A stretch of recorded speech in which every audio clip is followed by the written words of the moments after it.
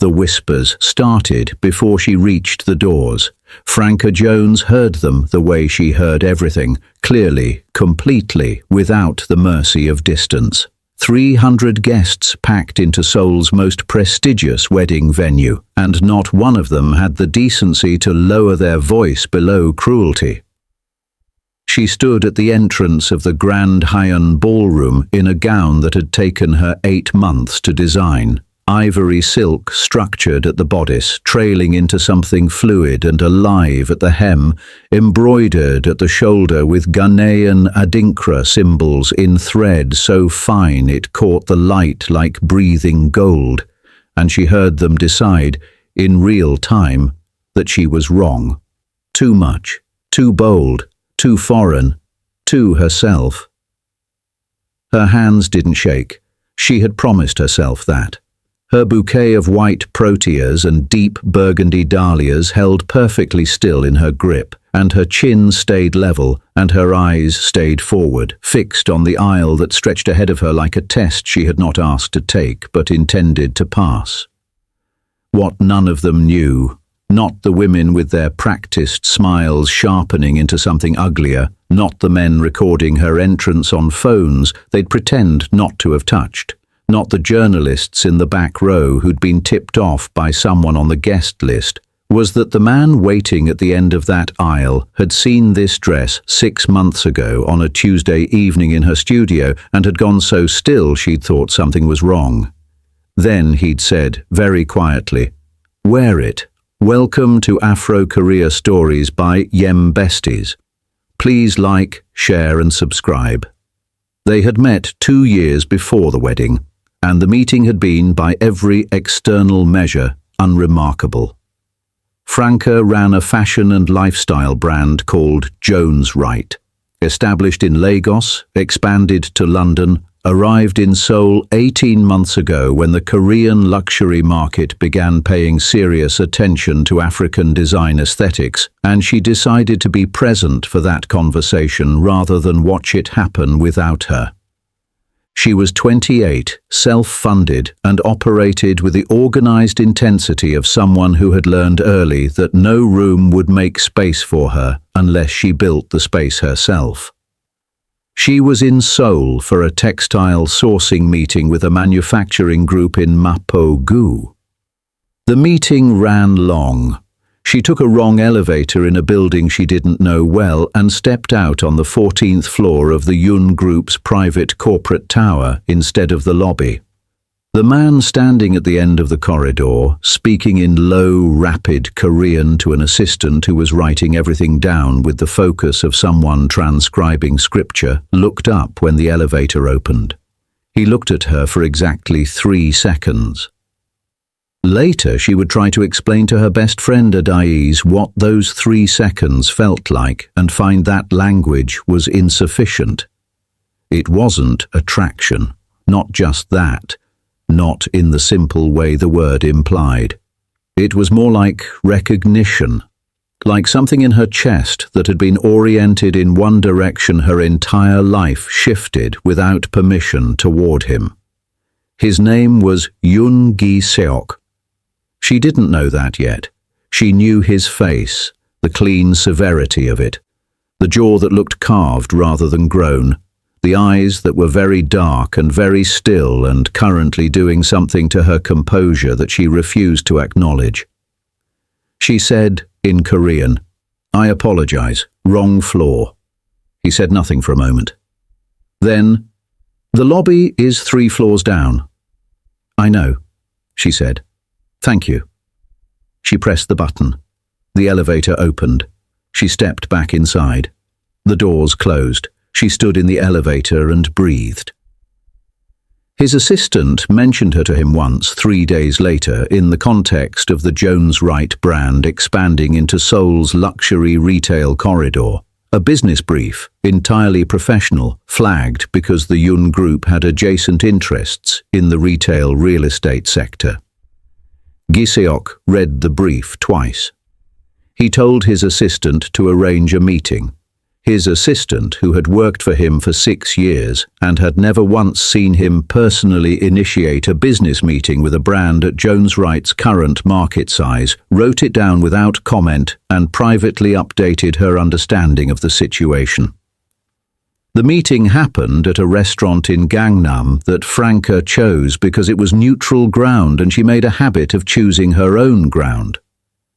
She arrived 4 minutes early, which was deliberate. He arrived exactly on time, which told her something about him. Not late enough to perform power, not early enough to perform eagerness. Precise, controlled. He was taller than she'd registered in the corridor. She noticed that first. Then she noticed the way the room reorganized itself around his entrance without anyone appearing to try. Staff straightening, other diners tracking him with peripheral awareness, the particular atmospheric shift of a space adjusting to accommodate someone it recognized as significant. He sat down across from her. "Ms. Jones," he said. "Mr. Yun," she said. His eyes moved over her face in that same way they had in the corridor, not lingering, not obvious, but thorough, like he was reading something. "Your brand," he said. "You founded it alone." "Yes." "No investors. No family backing." "No." Something shifted at the corner of his mouth. Not quite a smile. "Why Seoul?" "Because the conversation about African design in luxury markets is happening here right now," she said. "And I prefer to be in the room rather than outside it." He looked at her steadily. "Most people in your position would have sent a representative." "I'm not most people." The almost smile again. "No," he said. "You're not." The meeting was scheduled for 45 minutes. It ran for 2 hours. They talked about retail corridors and textile sourcing and the specific economics of luxury brand positioning in the Korean market. And underneath all of that, the entire time, there was something else happening. A current running beneath the professional surface, warm and patient and entirely mutual, that neither of them named because naming it would have required acknowledging how quickly it had arrived and how completely it had already settled. She walked back to her hotel that evening and called Adayezi in London. "Tell me you didn't," Adayezi said immediately. "I didn't do anything," Franca said. "But..." A pause. "There's something there, Ada. He's Korean old money and you've been in Seoul for 3 weeks." "I know." "Franca." "I know," she said again, more quietly.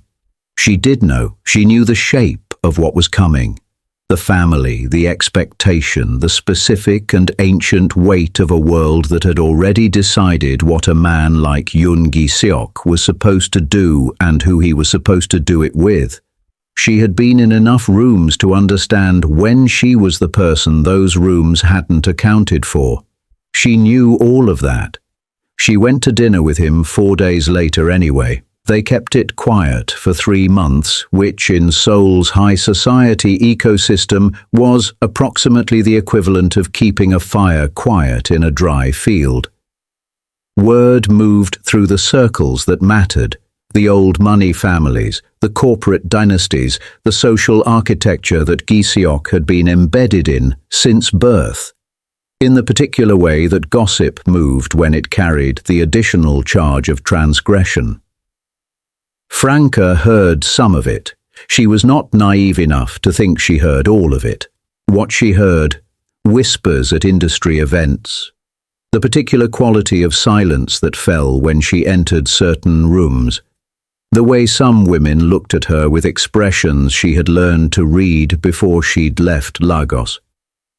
The specific calculation of someone deciding whether you were a threat or a curiosity.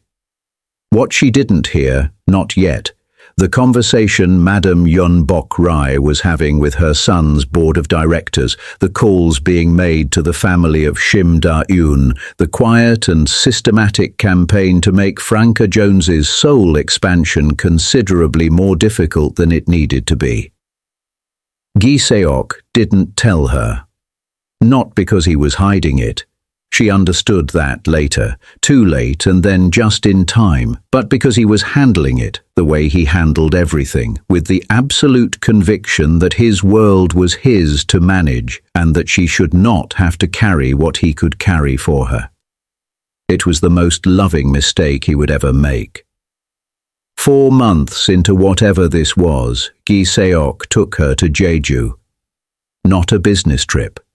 Not an extension of the careful, professionally framed dinners they had been using as cover for something that had long since outgrown that frame. He called her on a Thursday evening and said simply, "Clear your weekend." And she, who made a point of never rearranging her schedule for anyone, looked at her calendar and moved 3 things without asking why. They stayed in a private villa on the southern coast. The ocean was grey-green and enormous and indifferent to everything happening on the shore, which Franca found unexpectedly a relief. For 2 days there were no industry events. No rooms reorganizing themselves around his entrance. No whispers adjusting their volume when she walked past. Just the 2 of them and the sound of water and the particular ease of people who had been performing restraint for months, finally setting it down. He cooked badly. She laughed, a real laugh, the unguarded kind she didn't distribute freely, and took over, and he stood beside her in the villa kitchen watching her move with an expression she caught once in the window's reflection before he arranged his face back into its usual composure. She filed the expression away. She took it out later, privately, and looked at it for a long time. That night, sitting on the villa's deck with the ocean black and enormous below them, he said, "My mother knows about you." Franca kept her eyes on the water. "And?" "She's arranged a dinner next month, a family gathering." He paused. "Shim Da-eun will be there." She knew the name. Everyone in Gi Seok's orbit knew the name. The daughter of the Shim Financial Group, elegant, Korean, the woman his family had been quietly positioning beside him for 2 years before Franca had stepped off the wrong elevator and disrupted the architecture. "Is that a warning?" she asked. "It's information," he said. "I wanted you to have it." She turned to look at him. He met her gaze without flinching, which she appreciated. He was not a man who looked away from difficult things. "What do you want me to do with it?" she asked.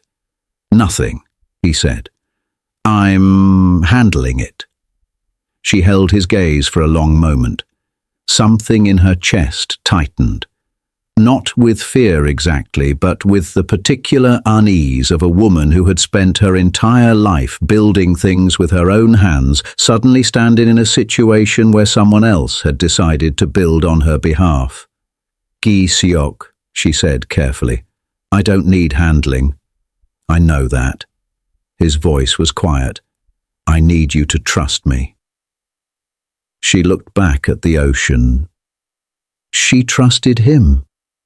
That was the problem and the miracle of it, simultaneously.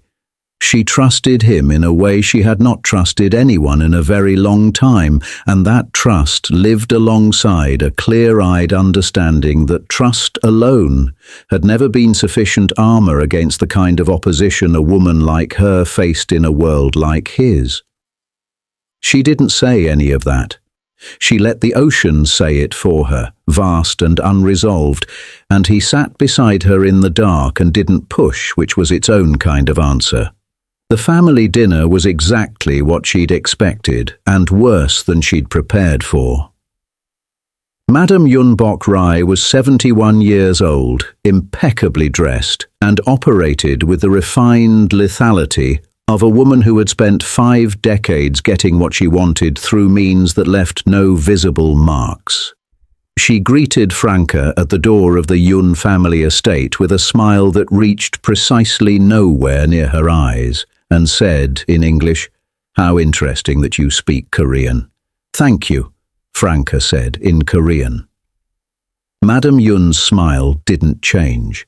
That was the tell, the smile that didn't change regardless of what was happening, like a mask commissioned to perform warmth and deployed at full coverage ever since. Shim Da-eun was already inside, seated near Gi-seok's father, poised and lovely in a way that announced itself quietly, the way old money always did. She looked at Franca once, directly, and then looked away, not rudely but with the careful neutrality of a woman who had been briefed and was performing her briefing with discipline. Dinner was a performance in 4 courses. Madame Yun directed conversation with the skill of a conductor. Questions aimed at Franca that sounded like interest and functioned as excavation, each one designed to surface a gap, cultural, linguistic, social, familial. Where was her family from originally? Did they have connections in Seoul? What were her long-term plans for the brand? She meant, of course, would Franca still be in Korea in 5 years? The questions were spaced between topics of general conversation, which made them harder to deflect without appearing defensive. Franca answered everything, clearly, warmly, without ceding an inch. Across the table, Gi-seok watched her with an expression she could feel more than see, attention so focused it had physical weight. He interjected twice, smoothly, when questions edged from pointed to sharp. Both times his mother acknowledged the interjection and resumed course within 30 seconds. He was not losing, but he was not winning either. After dinner, while the men moved to the study and Franca stood near the window with a glass of tea she wasn't drinking, Madame Yun came to stand beside her. "You're remarkable," the older woman said quietly, conversational, almost warm. "Truly, what you've built is impressive for someone in your position." Franca looked at her. "My son admires capability," Madame Yun continued. "He always has. But admiration and commitment are different things. A man like Gi-seok has responsibilities that extend beyond—" A pause, light as a scalpel. "Personal preferences. I'm aware of what he has," Franca said. "Are you?" The smile, still not reaching. "Then you understand that some choices, however compelling in the moment, carry costs that fall unevenly." Her eyes moved briefly toward the door Gi-seok had walked through. "I would hate for you to bear costs that were never yours to carry." She moved away before Franca could respond. Perfectly timed, immaculately executed. Franca stood at the window and breathed through it, slow and deliberate, until her hands stopped wanting to shake. She didn't tell Gi-seok what his mother said. Not that night when he found her by the window and read her face with the precision of a man who had been studying her expressions for months and knew each one by its specific weight. Not in the car ride back to the city when his hand found hers in the dark and held it with a steadiness that asked nothing and offered everything. Not even later, in the quiet of her apartment, when he stayed longer than he should have, and the city moved outside her windows, and she had every opportunity to say it. She didn't say it because she needed to think first, because Madame Yun's words had landed in a specific place, not her confidence, not her sense of self, but somewhere older and more honest. The part of her that had always known this world had a cost structure she hadn't been shown the full invoice for yet. She needed to understand what she was deciding before she decided it. The first consequence arrived 10 days later. Her flagship Seoul retail space, a beautifully positioned unit in a Gangnam luxury corridor that she'd signed a lease on 4 months ago and spent 6 weeks building out, received a notice from the building's management company citing a lease review clause she had not been aware was active. The clause was real, buried in the contract's third addendum, the kind of language that existed in commercial leases as standard protection and was almost never invoked unless someone with enough influence asked for it to be. Her lawyer called her at 8 in the morning. "It's unusual," he said carefully. "Not impossible, but unusual." Franca sat at her studio desk and looked at the wall where she'd pinned her launch timeline. 6 weeks to opening. 40,000 in fit-out already spent. 3 staff hired and relocating. "Find out who owns the building management company," she said. Her lawyer called back in 2 hours. The management company was a subsidiary of a subsidiary, clean on the surface. But at the end of the chain, at the level where ownership became a name rather than a structure, the name connected, distantly through 2 intermediate holding entities, to the Yun family's real estate portfolio. Franca sat with that information for a long time. Then she called Adise. "She moved fast," Adise said. "She moved quietly," Franca corrected. Fast would have been obvious. This was quiet. "What are you going to do?" Franca looked at the launch timeline on her wall. "I'm going to open the store." "Franca?" "I'm going to find alternative premises, renegotiate at speed and open the store." Her voice was level. "And I'm not going to tell Giseok." "Why not?" "Because if she told him, he would fix it. He would make a call and the lease review would evaporate and the problem would dissolve as cleanly as it had appeared, and she would have spent the rest of her time in Seoul knowing that her position here existed because he had maintained it. She had not come to Seoul to be maintained. "Because it's my business," she said, "and I handle my own business." She found alternative premises in 11 days. A space in Hanam-dong, slightly smaller, better natural light, landlord with no connection to any holding entity she could trace. She renegotiated the fit-out timeline, called in a favor from a contractor Adaze knew, moved the launch date by 3 weeks, and absorbed the cost without touching her operating reserve. She told Giseok the original space had fallen through due to a landlord dispute. Technically accurate. He looked at her when she said it. The particular look, reading her, that she had come to know meant he suspected more than she was offering. But he didn't push. "The Hanam space is better anyway," she said. "Yes," he said, "it is." She couldn't tell if he believed her or was choosing to. With Giseok, sometimes those were the same thing. JONESWRIGHT. Seoul opened on a Thursday evening in early spring. Franca had not sent Giseok an invitation. She had told him the date, which was different. It left the choice with him rather than creating an obligation. He showed up anyway, arriving 40 minutes into the event with the quiet entrance of a man who had no interest in making an occasion of his own presence, and stood near the back of the room with a glass of something he wasn't drinking, and watched her work.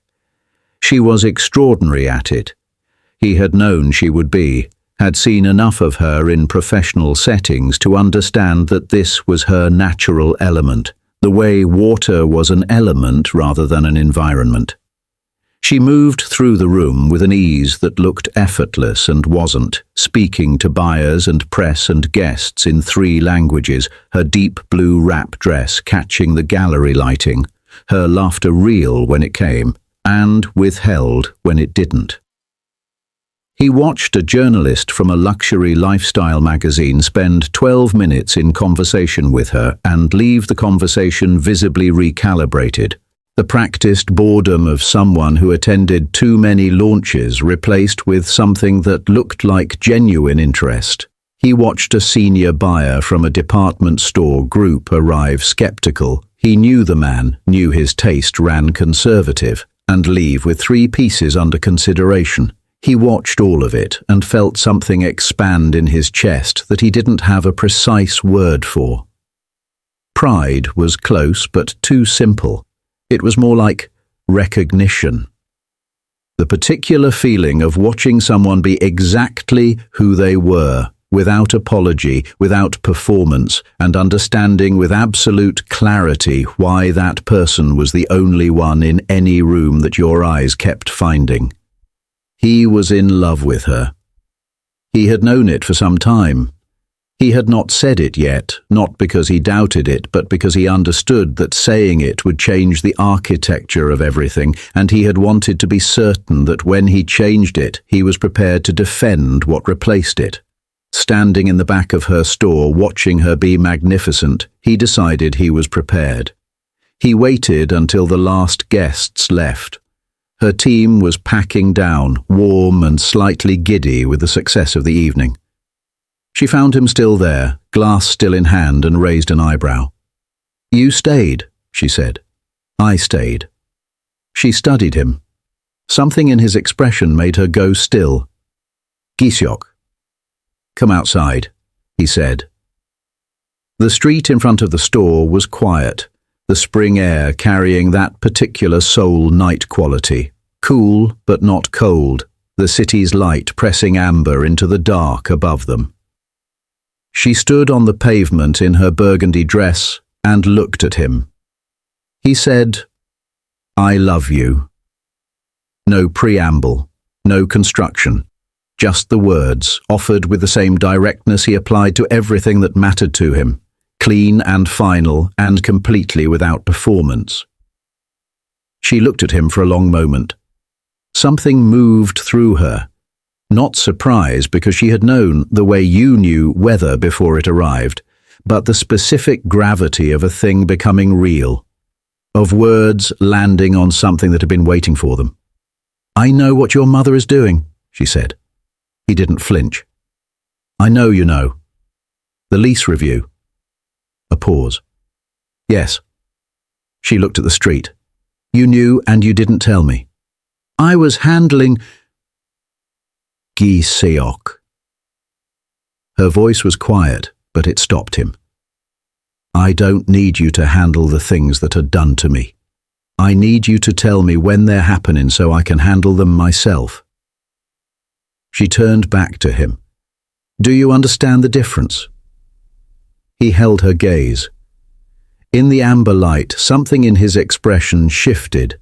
The absolute control of him opening, just slightly, the way a door opened when someone on the other side finally knocked correctly. "Yes," he said. "I understand." She looked at him for another long moment. The street was very quiet. Somewhere down the block a car moved past and was gone. "I love you too," she said. "I have for a while, and that terrifies me more than your mother does." He crossed the distance between them in 2 steps, and his hands came up to her face, and she let him. And when he kissed her, it was with the settled, deliberate warmth of something that had been decided long before this moment and was only now being spoken aloud. The weeks after the store opening moved differently. Not easier. Easier was not the word for a relationship conducted under the particular pressure of Madame Yun's disapproval, which had not softened after the lease maneuver failed and had instead shifted into a more patient form of resistance, the kind that didn't announce itself but accumulated. But the weeks moved with a new quality of honesty between them, the kind that came from 2 people who had stopped pretending the obstacles weren't there and started navigating them together instead. Giseok told her things. Not everything. She understood he was still filtering, still carrying more than he showed her, the habit of a man who had managed his own world alone for too long to surrender the habit overnight. But more than before. Enough. He told her about Shim Da-un, that the family alliance his mother wanted was less about Da-un specifically and more about what Da-un represented, a merger of 2 financial dynasties that would consolidate the Yun Group's position against a rival conglomerate that had been encroaching on their market share for 3 years. Franca was not an obstacle to a love match. She was an obstacle to a business transaction conducted through matrimony. "That's almost worse," she said. "I know." She doesn't dislike me personally. She's just removing an inefficiency. She dislikes you quite personally, he said. The inefficiency is additional. Despite everything, Franca laughed. He looked at her when she laughed. She had noticed he always did, with that expression of someone watching something rare, and something in her chest pulled tight and warm. The proposal wasn't planned. Gi-seok was not a man who did things without planning them, which made what happened on an ordinary Wednesday evening in her studio all the more disorienting for both of them. She was working late, pinning fabric samples to the board for JONESWRIGHT's next collection, still in the clothes she'd worn to meetings. Wide-leg trousers, a structured jacket in burnt orange that she'd made herself, her hair loose. He had come directly from his office, still in his suit, with takeaway containers from the Japanese place near her building because she forgot to eat when she was deep in a project, and he had quietly learned her rhythms the way water learned the shape of the ground it moved across. He set the food down. He looked at the board. She was explaining the concept, a collection responding to the tension between structure and fluidity, between the architectural precision of Korean fashion and the living, breathing quality of West African textile tradition. And she was doing it with her hands moving the way she did when she was excited about something, and he was watching her the way he always watched her. And then he said it. "Marry me." She stopped talking. Her hands stilled. He looked slightly surprised at himself, which was the most human she had ever seen him. The usual composure still present, but underneath it something unguarded. A man who had arrived at a truth faster than his planning had anticipated and had simply said it, without architecture, without ceremony. "Gi-seok." "I know the timing," he said. "I know what it means right now. I know what my family will do and what the press will do and what it will cost both of us professionally in the short term." He paused. "I don't care about any of it." She looked at him. The studio was very quiet around them, fabric and light and the distant sound of Seoul moving outside. "You should care about some of it," she said carefully. "Tell me which part." She set down the pin in her hand. "The part where your mother escalates, because she will." The lease review was quiet. "The next thing won't be." She held his gaze. "I've built something here, Gi-seok. I need to know that saying yes doesn't become the thing that dismantles it." He crossed the studio in 4 steps. He stood in front of her, close, the warmth of him reaching her before he touched her, and took both her hands in his. "I will not let her touch what you've built," he said, "and I will not ask you to choose between me and it, ever." She looked at their hands. His were steady. Of course they were. "I need a ring," she said quietly. "A real one. Not this week, not as a gesture, when you're ready to do it properly." Something crossed his face. Relief and warmth and the particular expression she had catalogued from the window reflection in Jeju and never quite forgotten. 6 weeks, he said. 6 weeks, she agreed. He kissed her then, in the middle of her studio with fabric samples pinned around them and takeaway going cold on the table, and it built slowly into something that didn't stay gentle. The accumulated weight of months of careful restraint finding its breaking point in the particular honesty of the moment. She let her jacket fall. His hands moved to her waist with a certainty that said this too had been decided long before tonight. The studio light stayed on. The city moved outside. What happened next belonged only to them. The fade of it. The tenderness and the heat of it. The silence afterward that felt full rather than empty. She lay with her head against his chest later, his heartbeat steady under her ear, and said, "She's going to find out by morning." "Yes," he said. "Are you ready for that?" His hand moved slowly through her hair. "I've been ready for months," he said. "I was waiting for you to be." She closed her eyes. Outside, Seoul carried on its indifferent, luminous business, unknowing and uncaring the way cities did. Inside the studio, something had been decided that no amount of family pressure or financial maneuvering or carefully aimed social cruelty was going to undecide. Franca knew that. She held it quietly, like something precious enough to require both hands. Madame Yun found out in 4 days, not one. Someone on Giseok's staff, paid, Franca suspected, for exactly that kind of intelligence, delivered the information with the efficiency of a system that had been running long before Franca arrived and would require more than love to dismantle. The response came in the form of a meeting. Giseok's phone rang on a Sunday morning. He took it in the next room. Franca heard nothing but the register of his voice. Controlled, low, with an edge beneath it she recognized as the sound of a man holding a boundary under pressure. He came back and sat across from her at the kitchen table.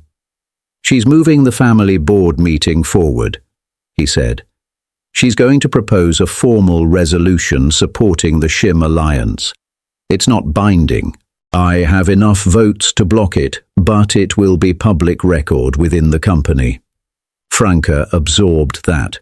She's building a paper trail. Yes, something she can point to later. He paused. "When we announce the engagement, she'll use the board resolution to frame it as me acting against the company's interests. Can she make that case credibly? To certain investors? Possibly." His jaw tightened fractionally. "She's not trying to stop us. She's trying to make the cost high enough that I reconsider." Franca looked at him across the table. Morning light fell through the kitchen window, ordinary and unhurried, indifferent to the weight of what they were sitting inside. "Then we need to move first," she said. He looked at her. "Announce before she tables the resolution," Franca said. "Not defensively, not as a counter, as a statement. Something that lands so clearly and so publicly that any board resolution that follows reads as the reaction, not the cause." He studied her. "You want to go public before we planned to. I want to go public before she sets the frame." She held his gaze. "She's been setting frames since the dinner, the lease review, the board maneuver. She controls the narrative as long as we're quiet." She paused. "We stop being quiet." The look on his face, the sharpening of it, recognition meeting something that might have been pride if he'd allowed himself the word, told her she had matched a frequency he hadn't expected. "The wedding," he said slowly. "We make the wedding the announcement.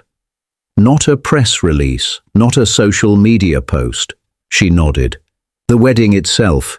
Invite 300 people from every tier of Seoul society and let them be present for the moment the story becomes undeniable." He was quiet for a moment. Then, "The dress you designed, the one in the studio."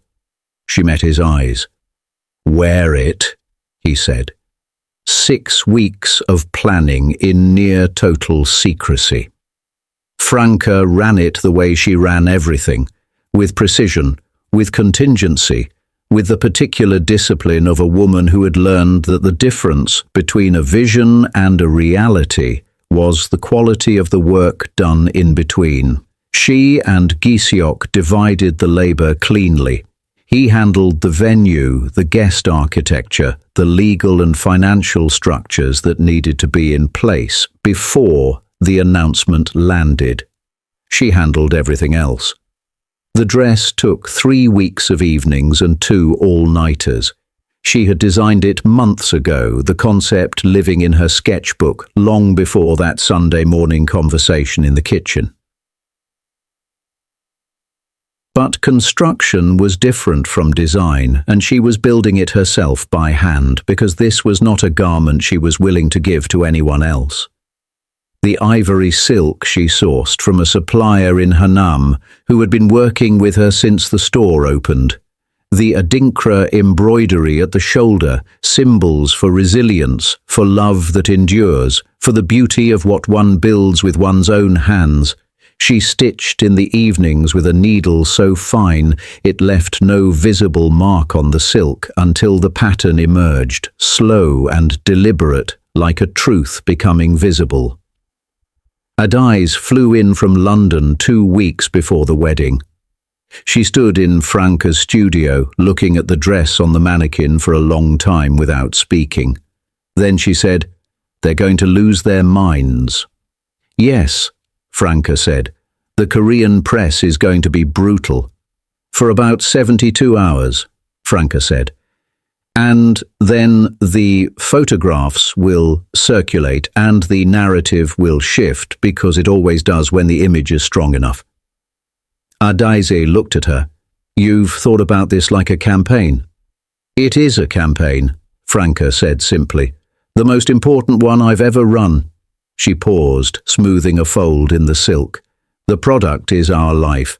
I intend it to launch well."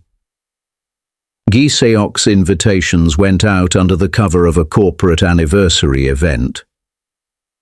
A Yun Group milestone celebration, the kind of gathering that appeared on the calendars of Seoul's elite without requiring explanation.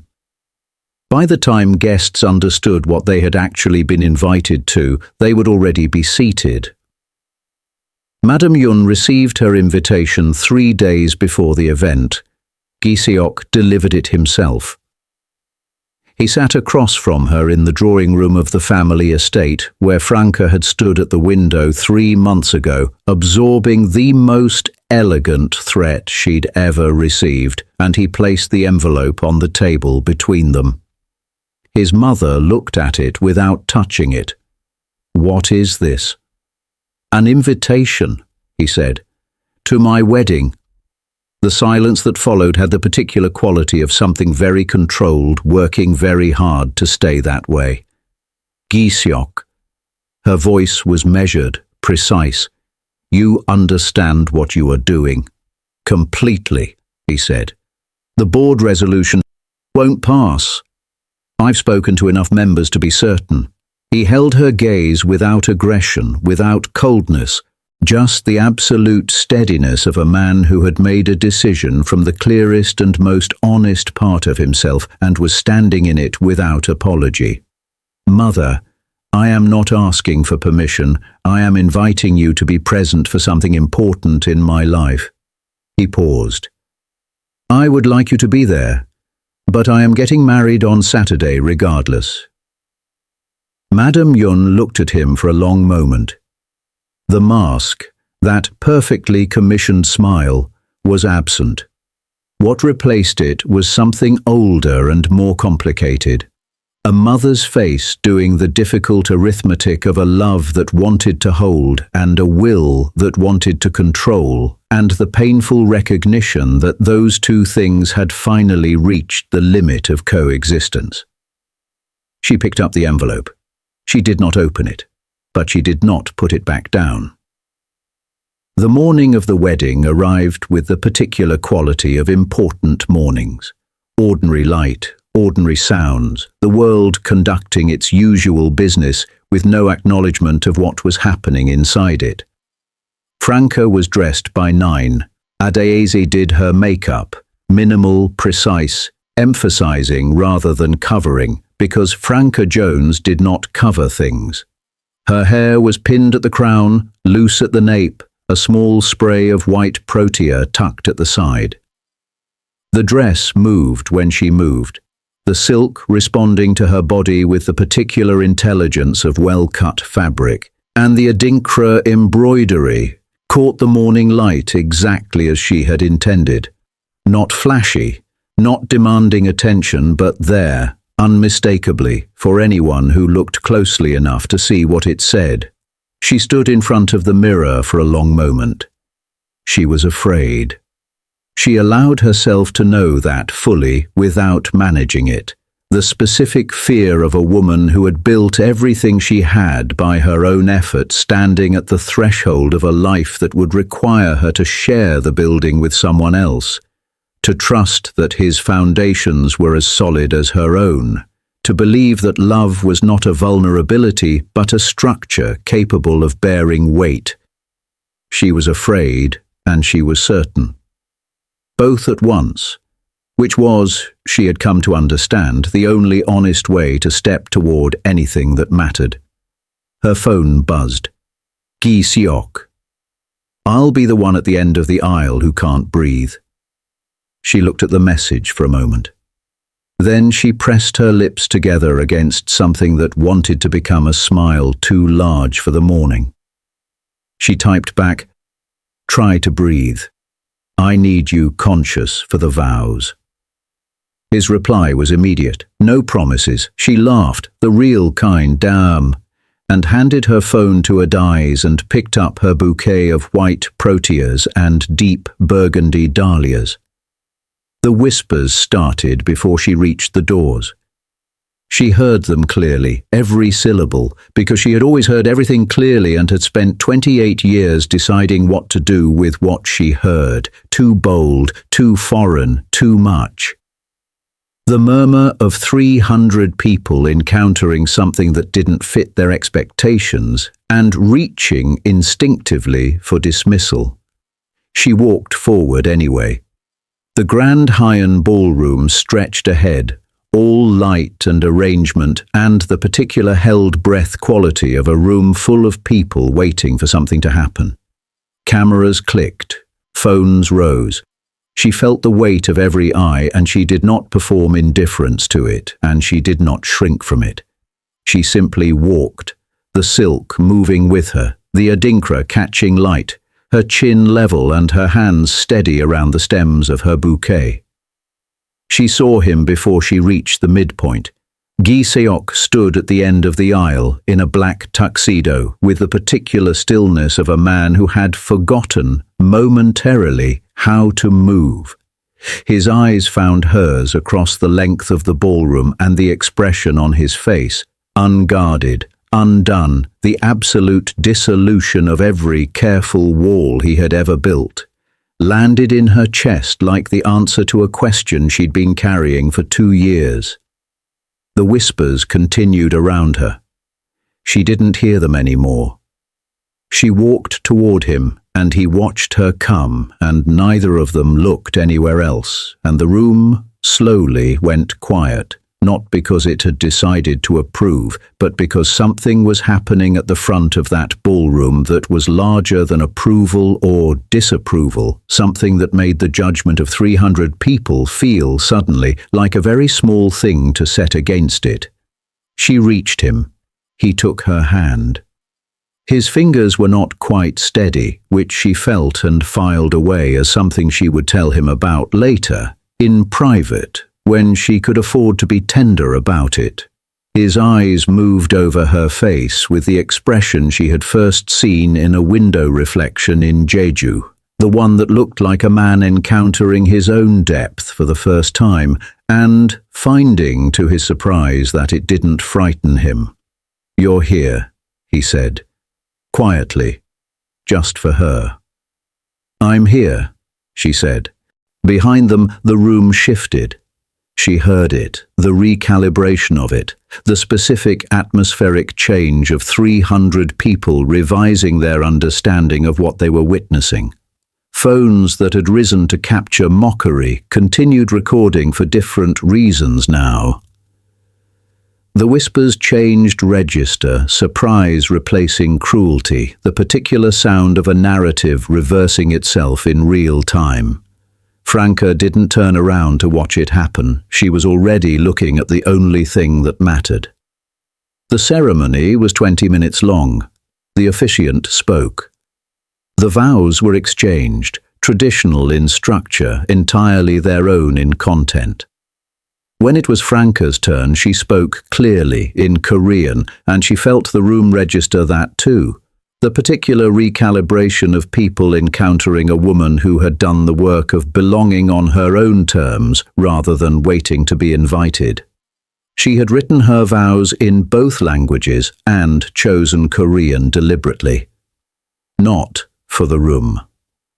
For him, because he had once said in a quiet moment she hadn't forgotten that hearing her speak his language felt like being known in a place he hadn't expected anyone to reach.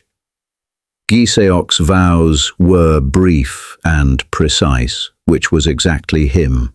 He said he had spent his adult life building things that were meant to last and had understood the moment he saw her that he had not yet built the most important one. He said she had taught him the difference between managing a life and living it. He said he intended to spend the rest of his life learning the rest of what she had to teach him. 300 people sat in silence throughout. When the officiant pronounced them married and Gi-seok kissed her, unhurried, completely present, with none of the performance that a room full of cameras might have justified, someone in the third row began to applaud.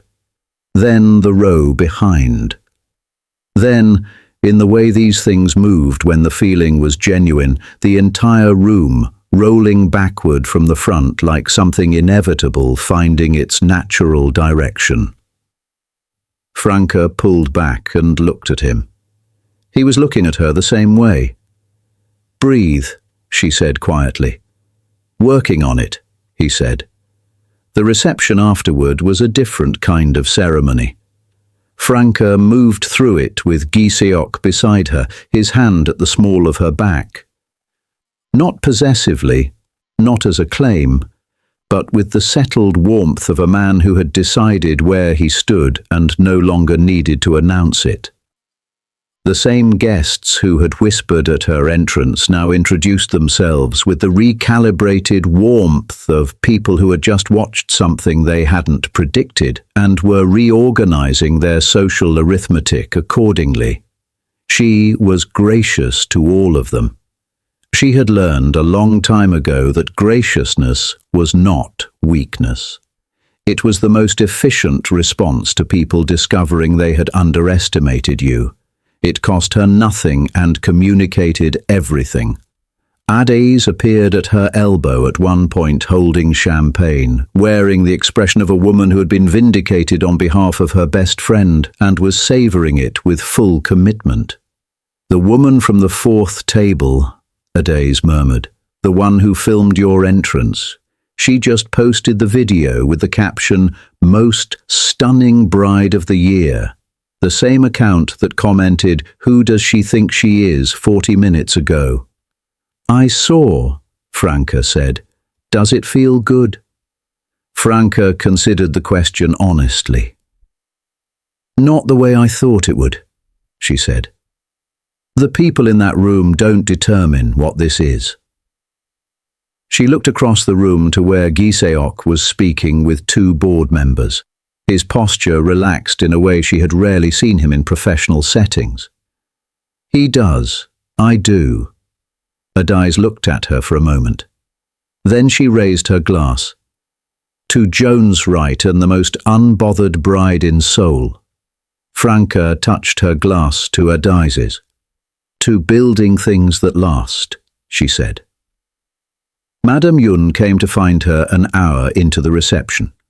Franca saw her crossing the room and stayed where she was, champagne in hand, spine straight. She did not move toward her and she did not move away. She waited, which was its own form of power. The older woman stopped in front of her.